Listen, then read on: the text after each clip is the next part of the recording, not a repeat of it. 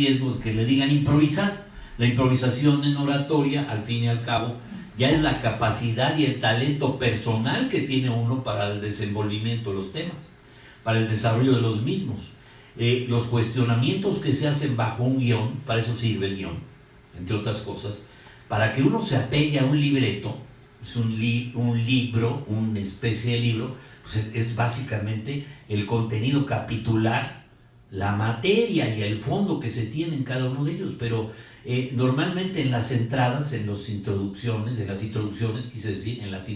corrijo, siempre tiene uno la posibilidad de dar un plus. Por supuesto que ese trabajo no queda bien sentado si no hay conclusiones al final. Entonces lo mismo es un discurso de esta naturaleza que estoy desarrollando ahorita frente a ustedes, sin libreto alguno. Me dije, voy a andar sin libreto, ¿no? Ayer tuve la oportunidad, por ejemplo, de estar viendo el carrancismo, motivo por el cual estamos aquí enfrente, en esta pequeña cápsula o gota, como quiera tomarse, dosis de cultura. Vi el carrancismo de Miguel Carbonell, escuché el constitucionalismo también del doctor Carbonell, tuve la oportunidad de ver a Paco Ignacio Taibo y sus amigos en una exposición del carrancismo, tuve la oportunidad de escuchar muchas voces sobre lo que fue el movimiento de la revolución y como consecuencia la constitución del 17. Escuché la ignorancia de la cual me considero yo uno de ellos. Hicieron una encuesta en la UNAM, entre el 25 y el 30% no saben que la constitución de 1917 nos rige. Cuando le pregunto uno a la gente en qué años hizo la constitución que nos rige en la actualidad, mucha gente dice, no me lo van a creer, 1968. Y creen que Tlatelolco fue el parteaguas entre el antes y después, ¿no? Como si hubiera habido la revolución 60 años más, ¿no? O 50, porque al 68, casi a los 70, en los 70 de 1910, súmenle 60, ¿no? 60 años más de guerra para mucha gente. Pregúntenle ustedes cuáles son los artículos y cuántos tiene la Constitución, ¿no?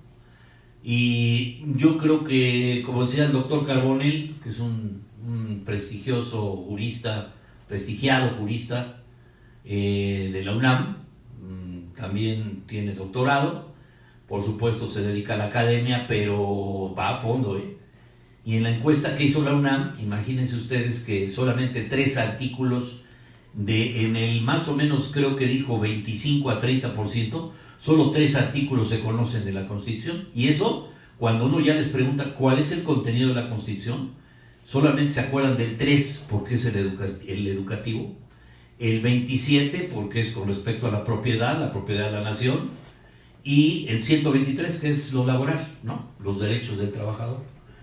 Pero imagínense cuando ya les pregunta uno cuál es el contenido que contiene, ¿no? Por ejemplo, ¿cómo se puede reformar la Constitución? ¿No? ¿Cómo puedes tú reformar la Constitución? ¿Cuál sería la condición? ¿Quién es el encargado de reformar la Constitución? Y esa es la pregunta que hace Carbonell al aire, ¿no? Por ejemplo. Y la gente dice, no, bueno, pues el presidente, ¿no? Pues no. ¿No? Si van a reformar la Constitución, porque ahorita el legislativo anda tareado en esas cosas, y el presidente López Obrador anda tareado queriendo cambiar México, ¿no? Pues necesita del apoyo legislativo, del Congreso de la Unión. Si hay algún cambio en la Constitución, tiene que además irse a los congresos locales, quiere decir a todos los estados de la República. Poca gente conoce esta información. Tenemos, después del día de ayer, estar viendo este trabajo. Por eso el desempeño, la vista la tengo frente a ustedes. Y no me he separado ni un segundo. Ya tengo aquí las vibras de Davidcito en producción, que si vieron ahorita el backstage, andábamos peleándonos como siempre, porque las cosas se tienen que hacer muy bien. Y si hurgaron ahí entre nuestra conversación y encontraron algún improperio, yo ofrezco disculpas, pero somos apasionados de verdad. Nos gusta, así como parafraseando a los televisos, nos gusta mucho el trabajo bien hecho. y no nos sentimos contentos si ustedes no lo están. A ustedes nos debemos, ustedes les debo toda la honra, me honran mucho con su presencia, con el gusto que tienen por verme, por el gusto que tienen por escucharme, y no puedo mentirles. Y en ocasiones por eso me refiero a este trabajo en serio que hacemos, y lo hacemos con el gusto y el compromiso, por otro lado, de la certidumbre. Es decir, nosotros no podemos decir algo en lo que no tengamos convicción, y si nos equivocamos lo aceptamos y tenemos que corregir y además dirigirnos nuevamente a ustedes y ofrecer disculpas. De los datos, creo yo, de las fuentes que hemos tomado la información, es de academia, es de la UNAM, por supuesto. Tenemos la historia del Congreso de la Unión y partimos desde sus orígenes hasta la gran Constitución de 1857, que va a ser cuestionada ya en 1917 por Venustiano Carranza.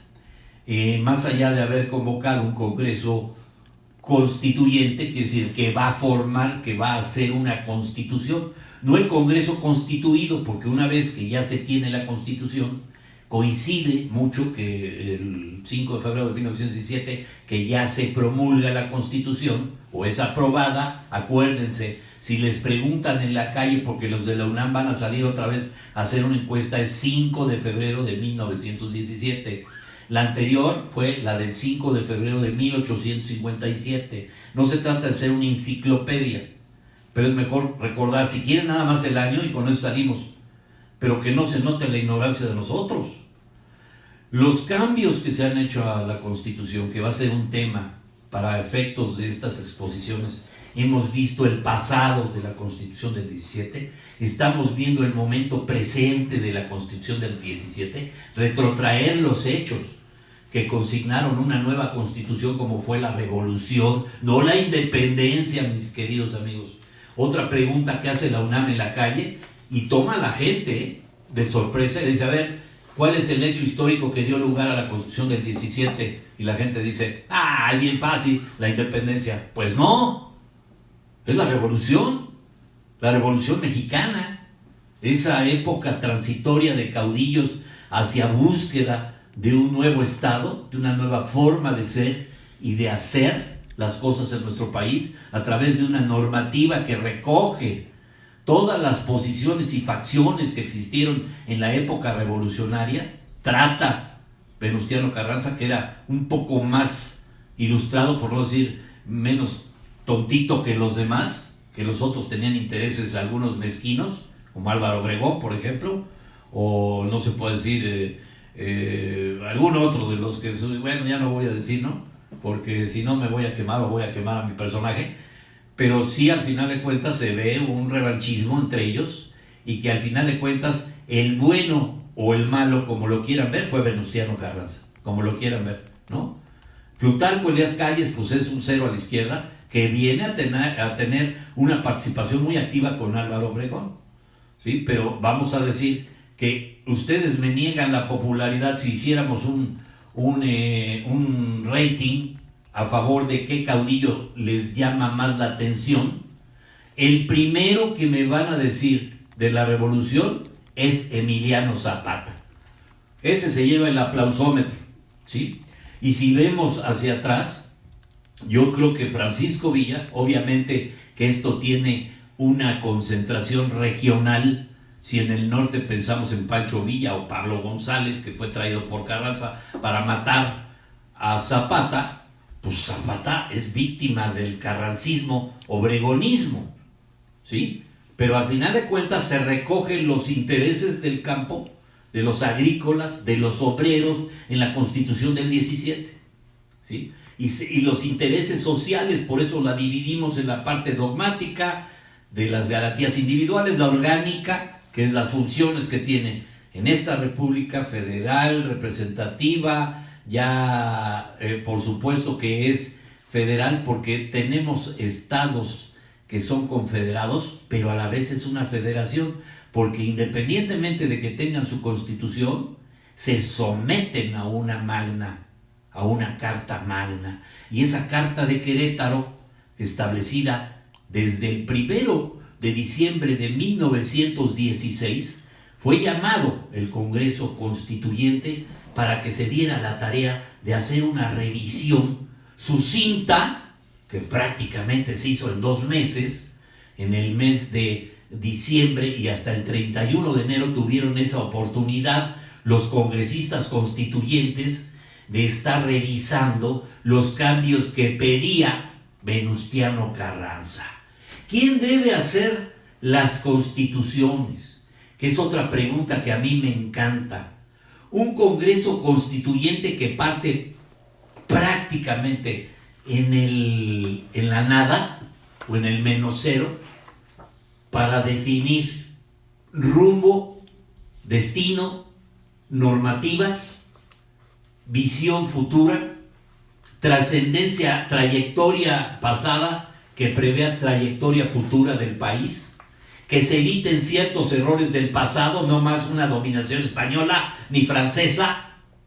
Queremos ser nosotros, queremos una identidad personal. Por eso este trabajo de hoy me inspiré trabajando ayer más de 15 horas escuchando a los que saben sobre el tema. Aquí simplemente es una cápsula, es una gota. Pero se los digo, la muletilla de tener aquí un prompter o de tener en algún momento algo, a mí no me va a impedir de darles el conocimiento que afortunadamente y gracias a Dios, todavía me acuerdo de algunas lecciones de la primaria o de la secundaria o de la preparatoria. Tuve una maestra extraordinaria en Historia de México que era alemana, la maestra Ushmani, no sé si viva, y me daba una vergüenza que ella sabía 1000 veces más, no que digo 1000, millones de veces más que cualquier mexicano en historia. Tenía por supuesto posgrado y tenía licenciatura, tenía maestría y tenía posgrado y estaba haciendo una tesis adicional, que no, una maravilla. Tuve muchos referentes en la formación de mis estudios en historia, pero una de las cosas que más me gustó fue el que me enseñó a amar la historia. Cuando ustedes empiezan por el principio, esta cápsula y gota, creo que este discurso lo debía haber dado el primer día de la primera transmisión que tuvimos hace ya más de 3 años, y creo que uno, enamorándose de la historia o del estudio en general, ya la hizo. No es necesario que vaya a la escuela, hay que estar enamorado del conocimiento. Y el conocimiento de la historia de nosotros, que nos hace ver, ya sé, personajes, hechos históricos, promulgaciones, conflictos bélicos, etcétera, nos llega a la cabeza un drama y una comedia permanentemente, ¿no? Si no tenemos el drama, primero la comedia de creer que Francisco y Madero con su ingenuidad iba a poder cambiar el rumbo de un país con esa ingenuidad de Porfirio Díaz echado para adelante 34 años. Díganme si no es una comedia. ¿Quién no lo iba a bajar de ridículo a Madero? Teníamos un vicepresidente que servía para 2 cosas, ¿no? Por eso tuvieron que reformar la Constitución del 57. Otra pregunta que me hago, que no sé, todas no se las voy a contestar. Al contrario, es para abrir boca, para ver si logro encantarlos como las sirenas y que se enamoren de la historia de México, de esta cápsula, de esta gota que estoy derramando ahorita frente a ustedes con un poco de memoria. Estoy haciendo un resumen sucinto de las eventualidades que vivimos. Díganme si no es un drama tener a un chacal en Palacio después de que mata al presidente Madero y a Pino Suárez y al vicepresidente. Es un chacal. Y después Venustiano Carranza, con esa determinación, con ese determinismo y fustigando al enemigo, con esa posición así como de monarca o de patriarca, ¿no? Como un virrey o un